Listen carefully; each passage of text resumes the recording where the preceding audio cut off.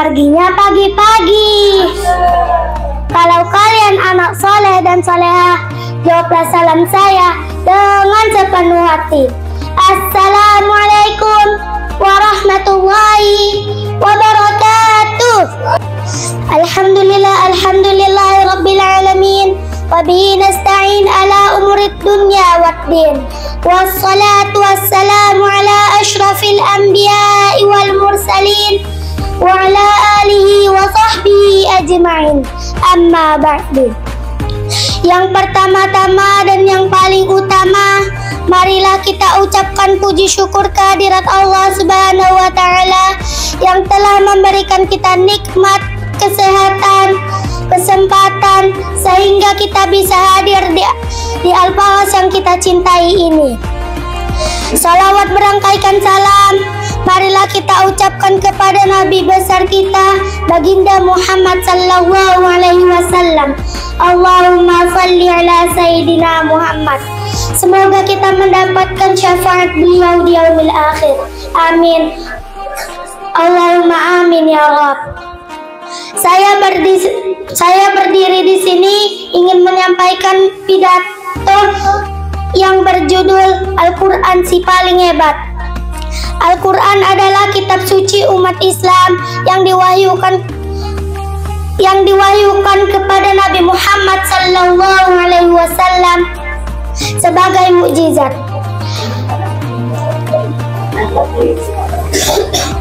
Al-Quran diturunkan secara berangsur-angsur kepada Nabi Muhammad sallallahu alaihi wasallam dengan tujuan untuk mempermudah penghafalan dan memahami isi kandungannya. Sahabat soleh dan solehah, Al-Quran mempunyai beberapa nama, tapi di sini saya akan menjelaskan 2 nama saja. Yang pertama, Al-Furqan, yang artinya pembeda.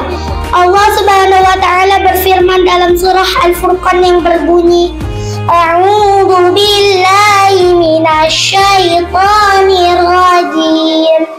Bismillahirrahmanirrahim.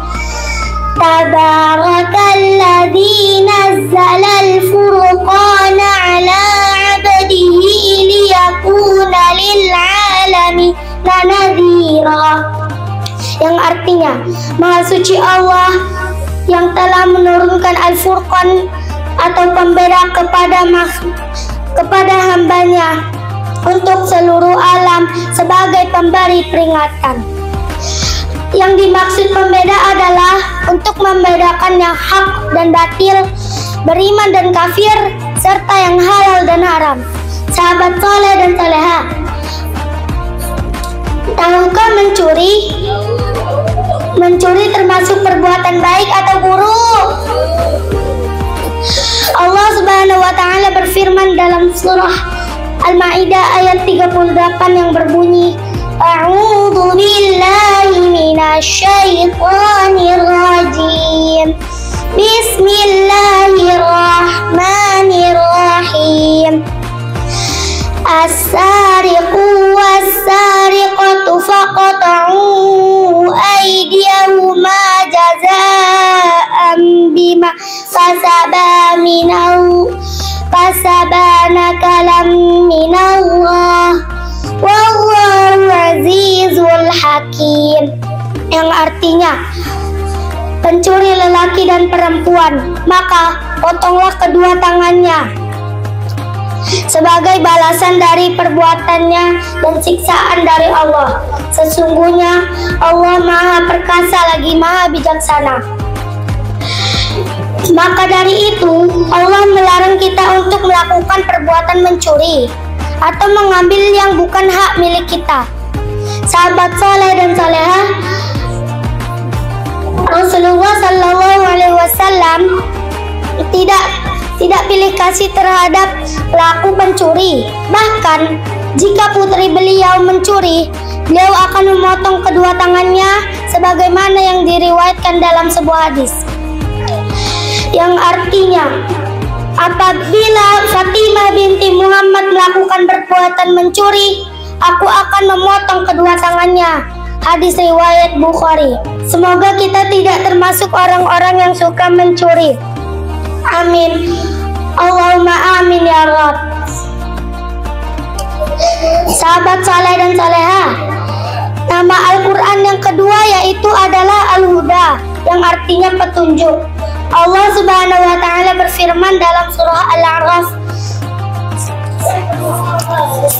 ayat 52 yang berbunyi, A'udzu billahi minasyaitonir rajim. Bismillahirrahmanirrahim. Walaqad ji'nahum bikitabin fassalnahu ala ilmin wa huda wa rahmatan liqaumin yu'minun, yang artinya, sungguh kami telah menurunkan Al-Quran, kami telah menurunkan kitab suci yaitu Al-Quran kepada mereka yang kami jelaskan atas dasar pengetahuan sebagai petunjuk dan rahmat bagi orang-orang yang beriman. Sahabat saleh dan salehah, kenalkah kalian dengan Sayyidina Umar bin Khattab? Siapakah beliau? Beliau adalah khalifah yang kedua.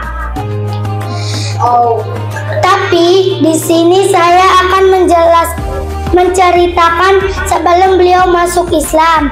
Mau dengar tidak, sahabat saleh dan salehah?